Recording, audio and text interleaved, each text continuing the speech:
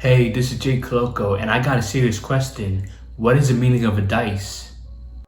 Most people would say that dice are tiny objects that are meant to be thrown, and the lands are multiple numbers for random games. Even though that is true, the Dream Elixir created another meaning behind what a dice means. Continue watching the video to find the answer. For those who are watching, you're probably wondering what is this outside of the dice series, and who is the Dream Elixir? Our Side of the Dice is a book series originally published on Wattpad. The basic premise is that each book follows the interesting lives of the Williams family. The person who created this series is the Dream Elixir, or what I'm going to refer to as Dreamy. I would have revealed her real name, but I would not feel right saying it in a public video without her consent, so let's just call her Dreamy for this video.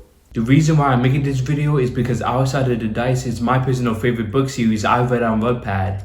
I know that's a strong opinion to have since there are a lot of book series on Wattpad, but this book series left a strong impact on me, and I'm going to say why this book series is phenomenal and why everyone should read it. I got 6 reasons why this series is great.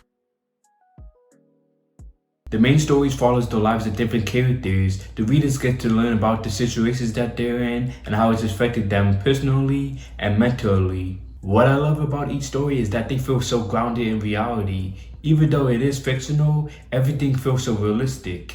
Whenever something happens, I can actually see it happening in real life, which made me fully invested in the stories. Another thing that makes the main stories great is that the author doesn't hold back at all with any controversial topic or real life tragedies. I'm not going to review what those topics are, but they are relevant in today's society. What I respect the most is that the author doesn't include those tragedies for only shock value. They actually have a deeper meaning in the stories. Also, the author tries to provide solutions to anyone who dealt with these horrific events without coming off as pandering or preachy or trying to be a savior. That is why the main stories are great. The main stories are great, but that's not the only stories told in these books. The author's notes are also a major story itself. For those who don't know what author notes are, they are basically pages where authors let people know what's about to happen in a book or talk about anything they want. It's basically like a personal diary page. What makes these author notes special is that Dreamy shares a lot of details about her personal life, struggles, mental health, and overcoming it all. Also, there's a little love story added in. Not only I learned a lot about her life, but it made me respect her immensely as a person. It takes a lot of strength to share your most vulnerable moments in a book. The stories are great, but it wouldn't have been impactful without the writing. You can have the greatest idea for a story, but if it's not written well, then what's the point? Thankfully, the writing in this book series are always on point. The descriptions are so poetic and visual that I actually feel like I'm in the story. The author uses big words not to sound smart, but make it look professional and make sense. The writing helps create a lot of tension and character building, especially getting into the mindset of all the characters. I know that all books are supposed to have good writing, but it feels special in this series and I was really impressed. It's the characters for me. A lot of the characters are great. What makes them so special is that they feel like real people and not just characters from a book. Every book and every chapter, the reader gets to learn about what is happening in the character's life and mental state. There are trials and tribulations that characters go through that are so relatable. Right now, I'm going to be discussing about my favorite characters from the series. This is the main character in the Captive and the Captor, or as I like to call them, the Capt series.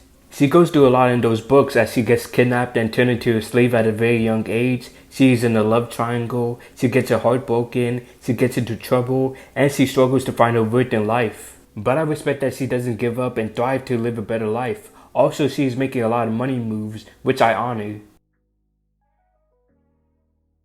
The main character of the hidden toxin. She does have a somewhat similar situation like Cassie had, as she experienced a traumatic event at a very young age. But the horrific event that Ebon faced, it happens way too often to both men and women in real life. This certain event did affect her a lot, as she constantly has nightmares, she pleasures herself to escape from the pain, and it's affected her academics. But just like with Cassie, she strives to change her life. But she does it her own way, as she is a fighter and would do anything to kill those demons who ruined her life.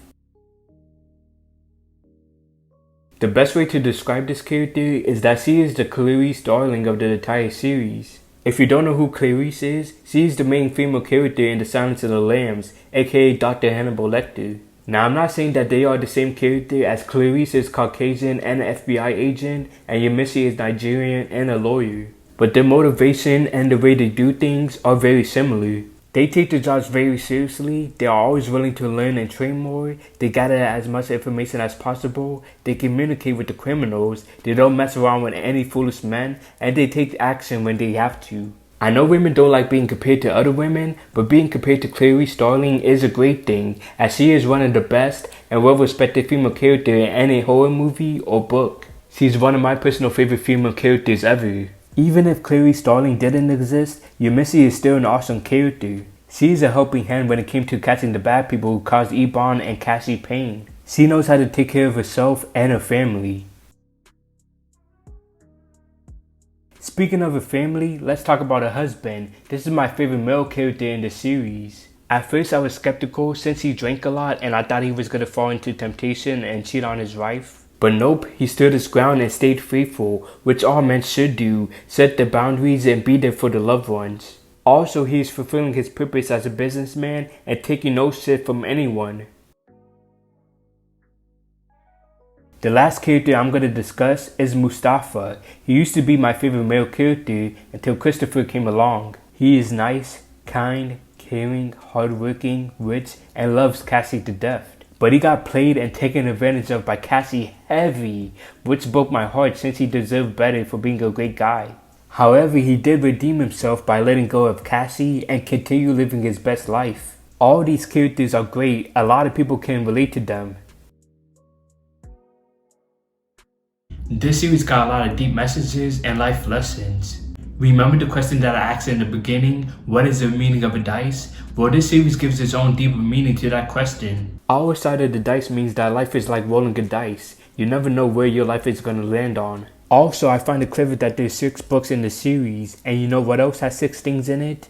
Yup, you guessed it, a dice. Not only this series is deep, but each book has its own life lessons. In The Captive, there's life lessons about being careful who you fall in love with or trust in your life. In The Captive, it's about letting go, finding forgiveness, healing, and finding your self-worth. In The Hidden Toxin, it's about fighting for your life, dealing with trauma, fighting with demons, standing up for yourself, and choosing how you deal with things. In The Turbulence, it's about fighting temptation, staying faithful, saving a marriage, becoming a real man, finding confidence, setting boundaries, knowing the harsh truth, and keeping a family together. There's probably even more life lessons and deeper meanings that I'm forgetting, but the ones that I did find are amazing and I appreciate them.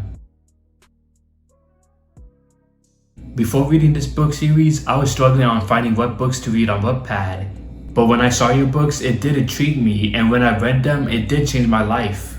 I learned a lot about certain situations and topics, especially how women truly feel about certain men and how they want to be treated.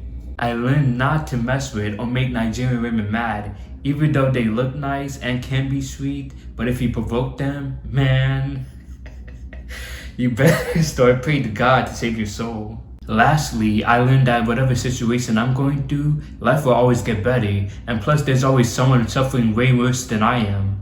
This is the first series where I feel comfortable sharing my personal experience. Every chapter in each book, I always leave lengthy reviews, going deep into my thoughts and sharing some things that I went through as well. This series inspired me to make my stories feel more realistic, always have my writing on point, make my characters interesting and relatable, and make a great story overall.